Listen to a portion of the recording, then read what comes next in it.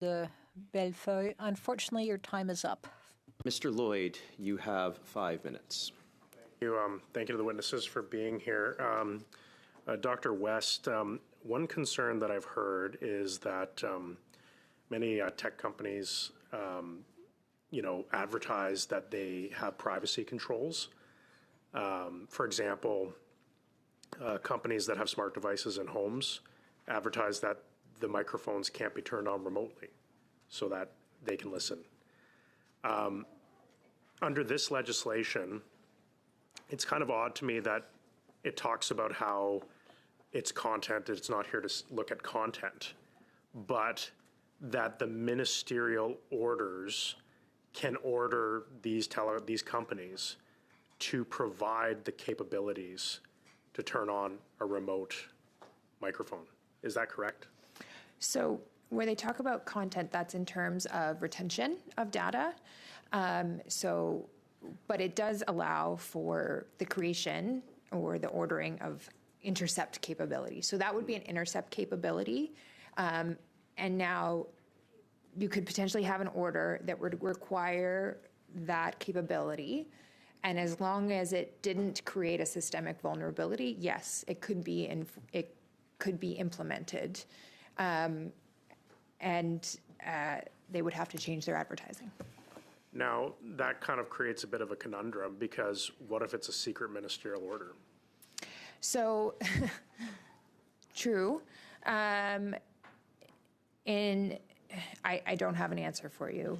So for the benefit of the committee and those watching, if a company says that remote microphones can't be turned on, and the government issues a ministerial order saying you need to build in the capability to turn on a remote microphone, the company in question could not change its advertising to say we will not remotely turn on your microphone without violating the very non-disclosure and secrecy clause.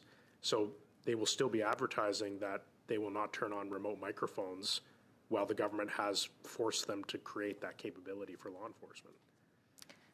I'm not sure how a company would manage that situation. It's just kind of an issue for me, I think. On another aspect, I'm concerned about blanket, you've talked about this blanket metadata. I can certainly understand wanting, like if you suspect that somebody or a group is involved in a criminal activity, that you could order, and I think that already exists, preservation orders already exist. But if we're talking about a blanket requirement that the metadata of all Canadians, and all people residing in Canada, be kept for up to a year, that creates a lot of very interesting constitutional, privacy laws. Do you have any thoughts on that? I agree.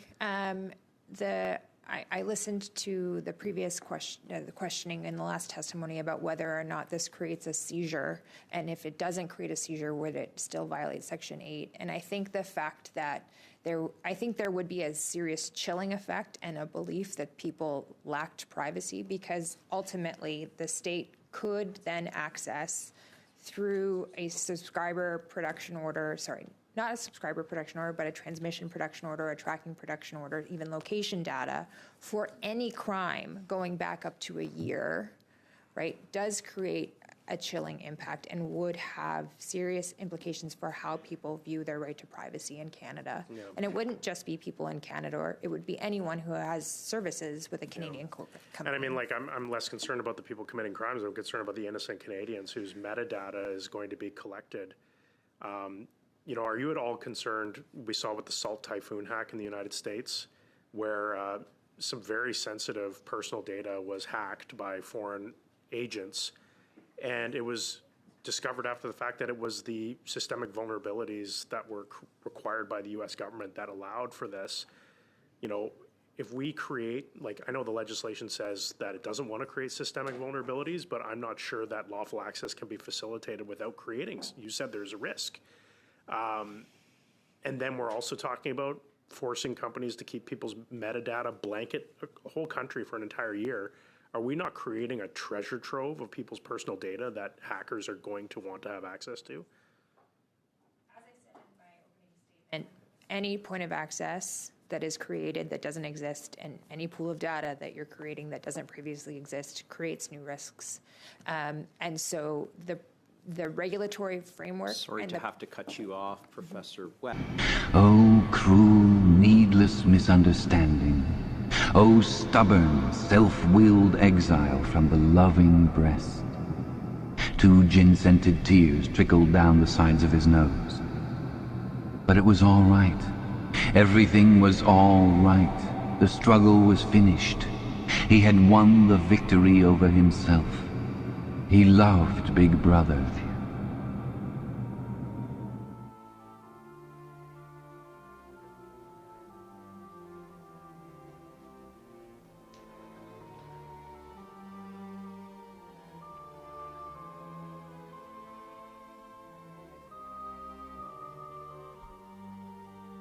When Prime Minister Mark Carney's Liberal government introduced its long-awaited digital security overhaul, the C-22, also known as the Lawful Access Act, in March 2026, it was framed as a necessary modernizing of Canada's policing toolkit.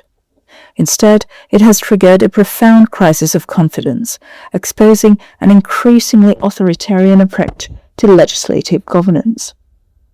An unlikely but formidable coalition of civil liberties groups, international tech giants, and Washington lawmakers has formed against the legislation. Critics argue that in its haste to give law enforcement broader access to digital data, the Carney government is sleepwalking into an unprecedented expansion of mass surveillance that threatens the fundamental architecture of the Internet, cross-border security, and the privacy of the individual. Bill C-22 is a Canadian legislative proposal that modernizes digital surveillance and evidence-gathering laws for law enforcement and national security agencies. The first part of the bill streamlines police powers by lowering the legal threshold required to obtain subscriber data production orders from the standard of reasonable grounds to believe to the much lower standard of reasonable grounds to suspect. It also enables authorities to compel tech companies to verify active customer accounts and empowers judges to approve data requests targeting foreign-based technology and social media platforms. The second part of the legislation creates the Supporting Authorized Access to Information Act, which enforces strict mandates on electronic service providers, including telecommunication companies, VPN services, and artificial intelligence applications. These providers must build and maintain infrastructure capable of real-time data interception and retroactively store user digital metadata and geolocation data for up to 1 year. Furthermore, the bill permits the Minister of Public Safety to issue confidential, legally binding service modification directives to corporations with the approval of the Intelligence Commissioner. While much of the initial debate around Bill C-22 focused on data logs, parliamentary hearings held by the Standing Committee on Public Safety and National Security have exposed far more intrusive potential applications. Legal experts have warned that the legislation could effectively allow the state to turn everyday consumer electronics into remote listening devices. The bill requires electronic service providers to offer all reasonable assistance to investigators, which includes permitting the testing or assessment of any device that might help authorities access information. During the Standing Committee meeting, Conservative MP Dane Lloyd questioned whether these terms could compel tech companies to provide the capability to activate a device's microphone remotely. Dr. Leah West, an associate professor and national security law expert at Carleton University, confirmed to parliamentarians that such an intercept capability is indeed enabled by the terms of the bill. Under the current drafting, an order could require a company to activate a microphone remotely, provided it does not introduce what the government defines as a systemic vulnerability. The revelation has highlighted a stark contradiction within the legislation.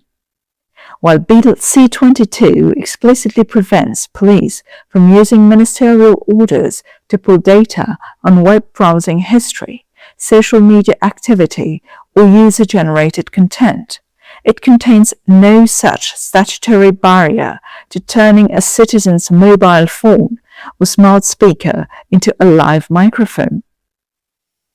"It's kind of odd to me," Mr. Lloyd remarked during the committee evidence, how the bill talks about how it's not here to look at content, but that the ministerial orders can order these companies to provide the capabilities to turn on a remote microphone.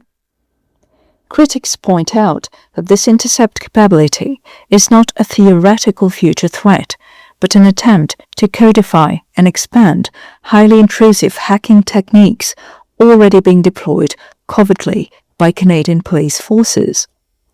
As reported by the Toronto Star, law enforcement agencies across Ontario, including the Ontario Provincial Police and municipal forces in Toronto, Peel and Windsor, are actively using on-device investigative tools, also known as audits. Essentially commercial spyware, audits allow investigators to bypass encryption entirely by hacking directly into a target's phone or computer. Once installed, they grant near unlimited access, capturing screenshots, logging keystrokes, reading encrypted texts, and remotely activating cameras and microphones without the user's knowledge. Currently, these tools are deployed via specialized, expensive judicial warrants, the single interventions easily costing up to $500,000 per target. However, court documents from recent auto theft and drug smuggling prosecutions in Windsor, namely with Project Fairfield, and in Brampton, namely with Project Vegas, have pulled back the curtain on deeply troubling culture of institutional secrecy surrounding their use. Operation of these spyware tools is managed by the Joint Technical Assistance Centre, also known as the JTAC, a provincially funded unit pooling resources across Ontario police forces. JTAC routinely forces the Crown and local police to sign engagement agreements, pledging to drop major criminal prosecutions entirely, rather than reveal the identity of the private tech vendors supplying the spyware or details of how the technology works. Defense lawyers Kim Schofield and Miranda Brown, currently challenging these warrants in the Ontario Superior Court, argue this extreme secrecy prevents informed judicial oversight and infringes upon constitutional rights. Tamir Israel, Director of Privacy, Surveillance and Technology at the Canadian Civil Liberties Association, warns that because police rely on private commercial vendors, total secrecy makes it impossible to know if these third-party companies can see, store, or exploit the highly sensitive data being harvested. What Bill C-22 effectively does is streamline this apparatus. By compelling service providers to maintain the technical capability to respond to lawful demands, the bill reduces the technical friction and immense financial cost currently associated with deploying spyware. Bill C-22 further mandates that service providers store user metadata, including location tracking, transmission logs, and IP addresses for up to 1 year, creating a permanent data trail for millions of law-abiding Canadians. Public Safety Minister Gary Anandasangiri has likened this requirement to an office filing cabinet accessible with legal authorization. However, legal experts point out a dangerous circularity. Bill C-22 itself lowers the legal threshold required to raid that cabinet, replacing strict constitutional standards with a vague requirement of reasonable grounds to suspect. This represents a direct challenge to established Canadian jurisprudence.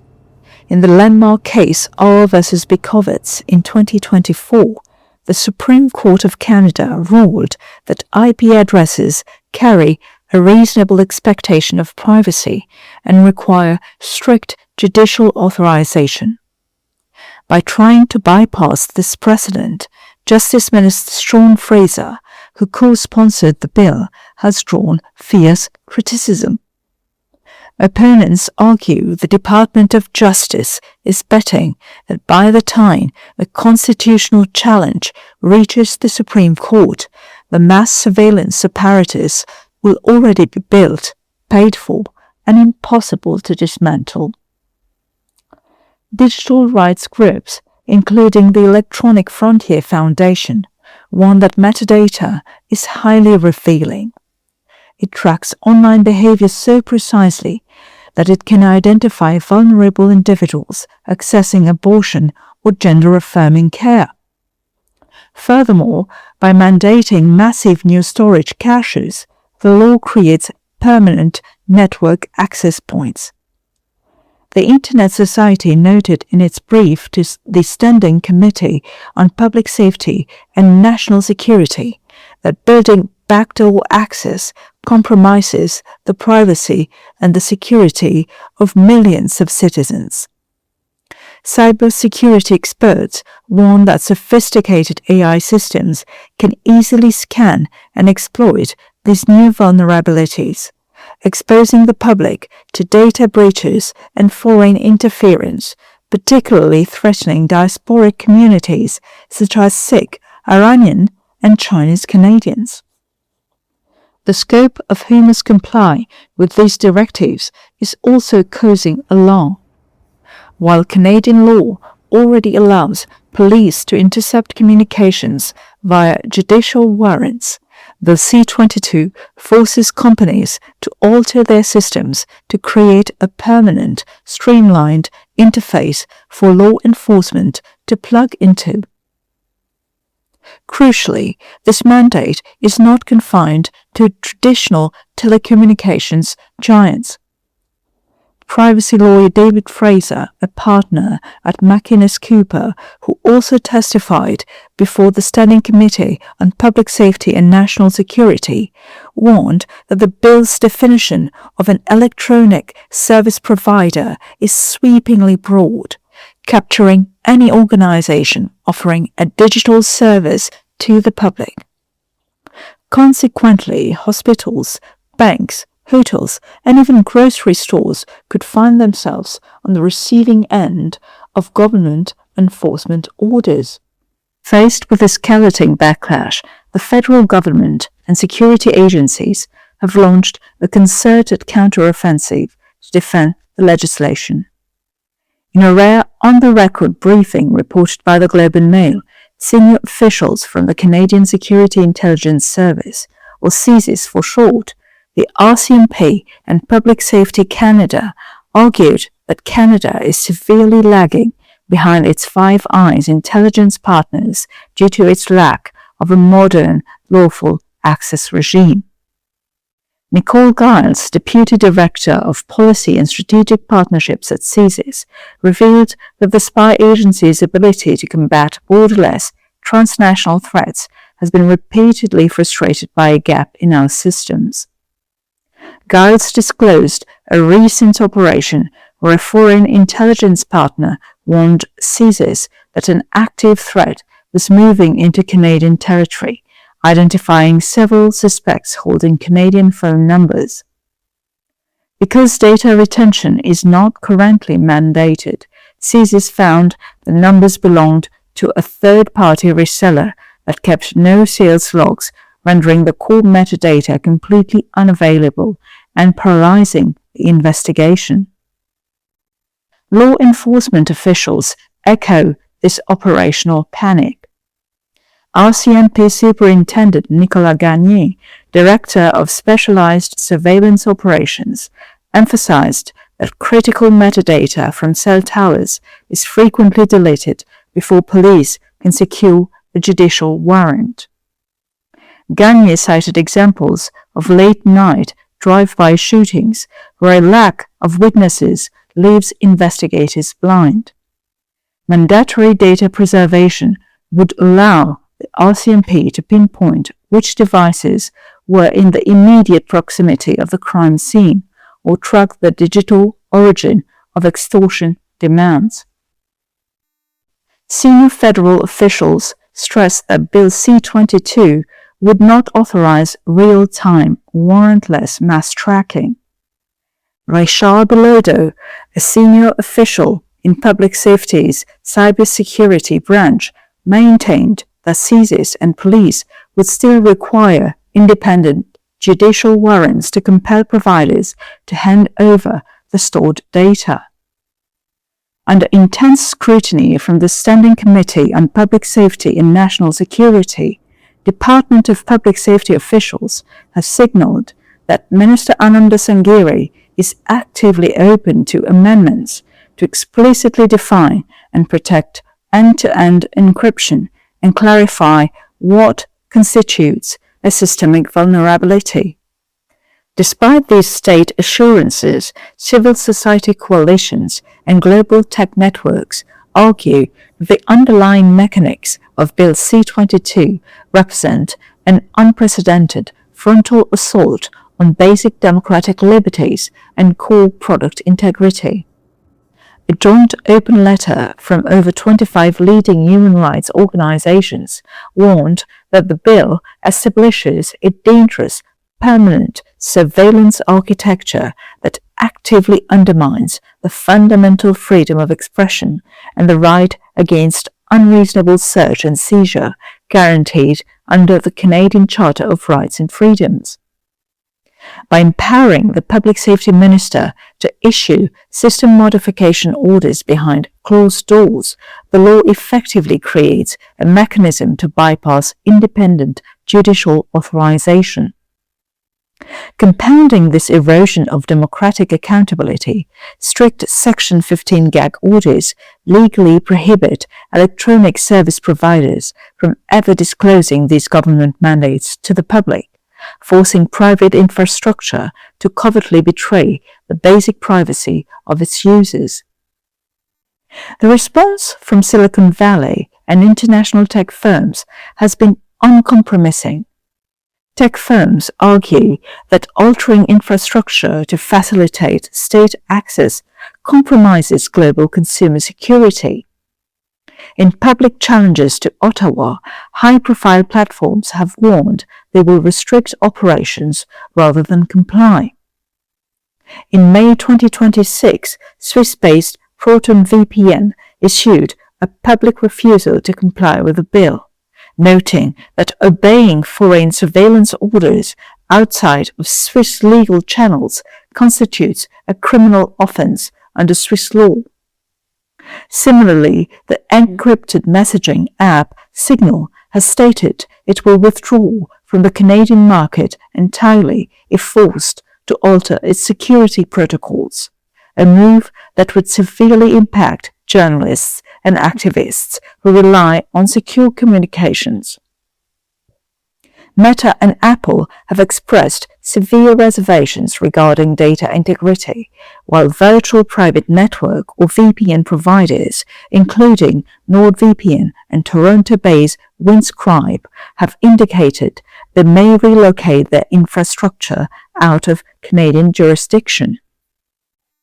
Because of the unprecedented surveillance obligations that would be imposed on American big tech companies, the C-22 has quickly escalated into a bilateral dispute with Canada's closest ally. The chairs of the U.S. House Judiciary and Foreign Affairs Committees have issued a joint warning to Minister Ananda Sangiri. Paradoxically, despite Washington historically pushing for enhanced intelligence sharing, U.S. lawmakers now argue that Bill C-22 goes too far. They contend that the bill's flawed approach to encryption will weaken collective North American defenses, harm U.S. national security, and fracture international cybersecurity norms.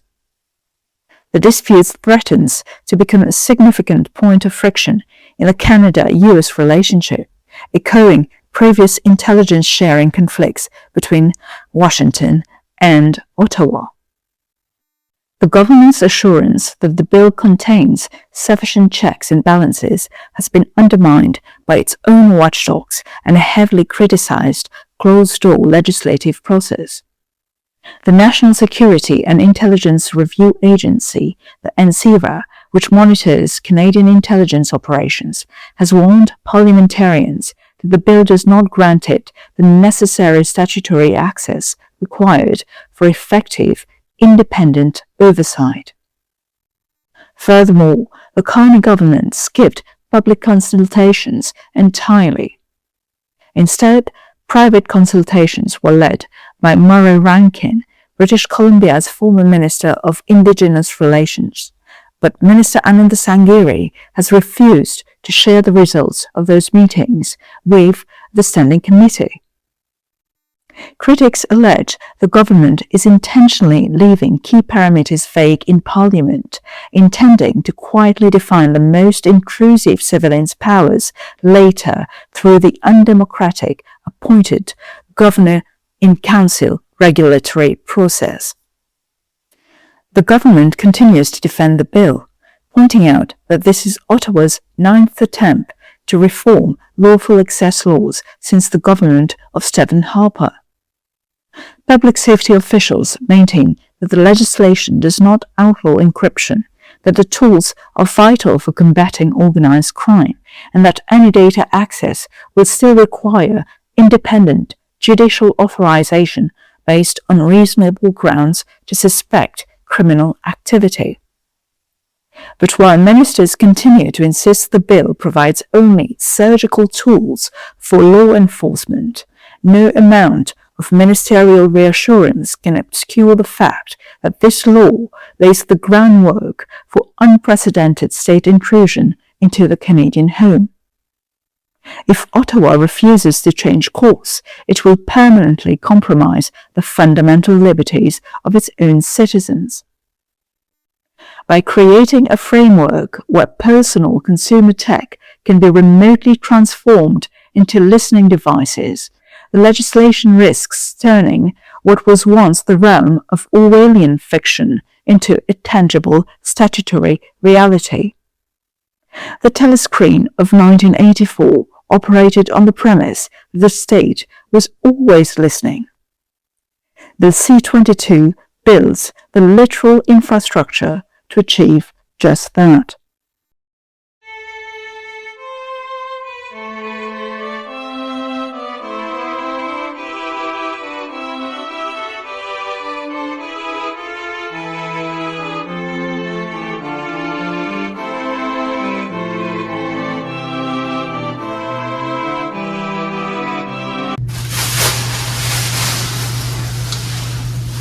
Hello, my name is Igor Sak. I am the CEO, co-founder of Windscribe, a Canadian VPN company. I am making the following statement of my own free will. I am not under duress and my family is safe. I have made comments that oppose Bill C-22, which I regret. I have been educated. Bill C-22 is good. Canadians like myself will be protected by Bill C-22. Our government wants the power to order any company that does business in Canada to keep 1 year of metadata when ordered. This is reasonable and will help with investigations. Do not worry. The metadata will not show what you are saying online or in private conversations.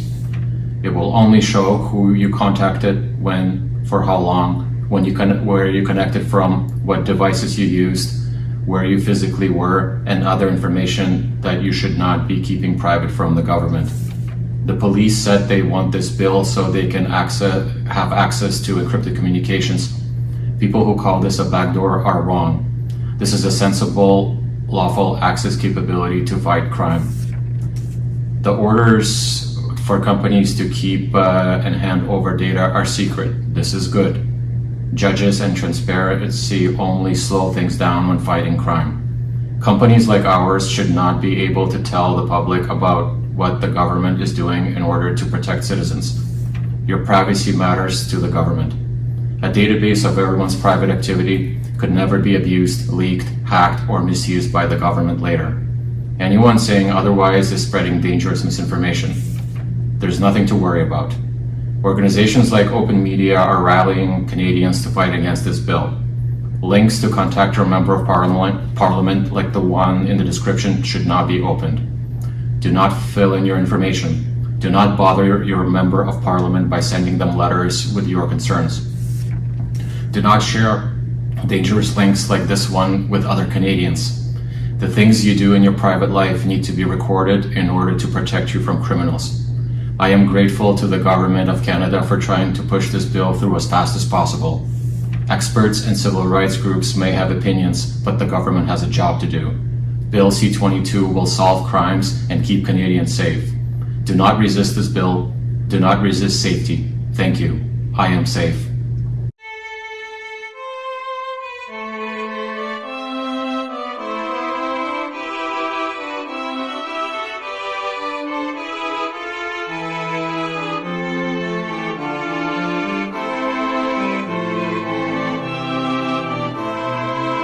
Good afternoon, Mr. Chair, Vice Chairs, and members of the committee. My name is Eric Neunschwander, and I'm the Senior Director of User Privacy and Child Safety at Apple, where I've been a software engineer for 19 years. I worked as the first data analysis engineer on the first iPhone and founded Apple's privacy engineering team. Today, my job is to make sure that Apple's products and services keep our users' information safe. Thank you for the opportunity to speak with you today. As you know, this may be one of the last times we're permitted to discuss the consequences of this legislation publicly.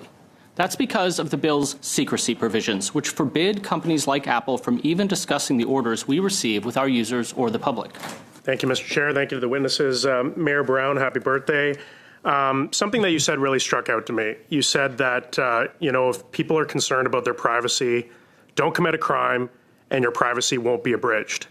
But something that we've learned with this legislation, and we've seen with the Salt Typhoon hack in the United States, is that if we create the ability for ministerial orders to infringe upon the integrity of encryption systems, we could be creating backdoors that hackers could be using to go after the information of innocent, law-abiding Canadian people. So my question to you, Mayor Brown, is would you still support this legislation if you knew that we were creating a vulnerability that could result in your own personal information, your own private messages being hacked and used by extortionists? So I have confidence that the system set up by law enforcement, used by law enforcement, other Five Eyes countries can be replicated here. Frankly, we just have too many preventable victims. And so I certainly support the legislation. If there's additional protections that to ensure there isn't a capacity to be hacked, I would welcome that. But if tech companies can prevent that through their own cybersecurity measures in other countries like the UK and the US, it would be bewildering to me that they wouldn't have the same capacity to do that in Canada. Well, that's precisely my concern, Mayor Brown, is that this legislation is actually hindering their ability to create those security. There actually could potentially be lowering their security safeguards. I'm going to move on to Commissioner Carrick. This is clearly important legislation. I could feel the passion. I talked to law enforcement, and clearly we need something to do about this. Would you support, is this legislation so important to you that you would support amendments to ensure that there can be confidence by Canadians and industry that encryption will not be violated under this legislation? Would you support those amendments to make that very clear? I certainly would support amendments to ensure that there is clarity around not compromising the integrity of systems, and I do believe there's an opportunity to do that in the creation of the regulations. Let's be honest, we have major tech that has completely redefined the world as we know it. They have created such innovation and progress. There has to be a way, with the hundreds of billions of dollars they're generating every year, to be able to safeguard the encryption of law-abiding Canadians while allowing us access to criminals who are victimizing Canadians. Now, Commissioner, are you saying to this committee that law enforcement needs the power to break encryption? Is that what you're saying to committee today? I am absolutely saying we need judicial authorization to access encrypted data, and we have that lawful access today. The current legislation provides us judicial authorization when granted by a provincial superior court judge to gain access to private communications. What we don't have is we don't have the keys to encryption. So we have to use on-device investigative techniques. We've got the judicial authorization. We don't have the means or mechanism, and there's a big difference. Thank you. And maybe this is a question for Mr. Van Laer, but also for Commissioner Carrick. In talking to the integrated childhood exploitation teams in Alberta, in the wake of the Biovitz Supreme Court decision, it became a nightmare to write warrants and production orders if we don't know if there's a reasonable expectation of privacy around IP addresses.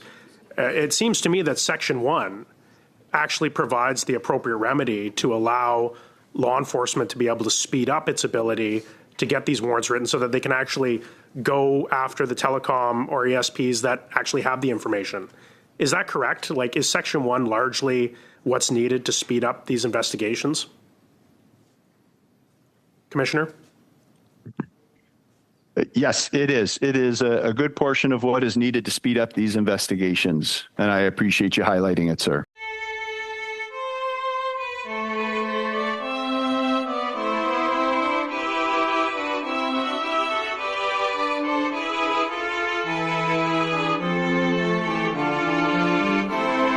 A few weeks ago at the European Political Community in Yerevan, I was honored to attend, and I said at that meeting that I believe that the next world order will likely be built out of Europe, and Canada will be part of that effort. In security, as the first non-European member to join SAFE, as the President mentioned, under his leadership, Canada is a key member of the coalition of willing to support Ukraine. In critical minerals, working with Minister Lescure as a reliable supplier to our core European partners, working with our European partners to expand our collective strategic capabilities from energy to hardware, intelligence infrastructure, and space.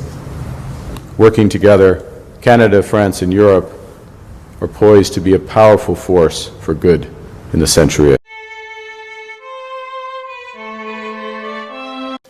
The world has changed much since that last visit. And I believe the progress that we have made in the partnership sets us up well for the new world order. Canadian Prime Minister Mark Carney is touting a new strategic partnership with China in talks with Xi Jinping in Beijing as part of what he has said is a new world order.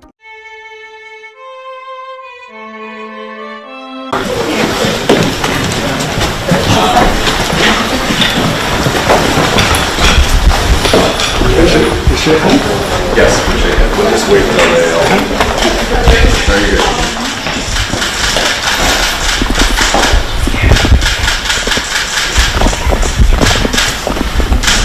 Okay, thank you, media. Very Thank good. you. Thank you, media. So, okay, everybody. Thank you. Okay.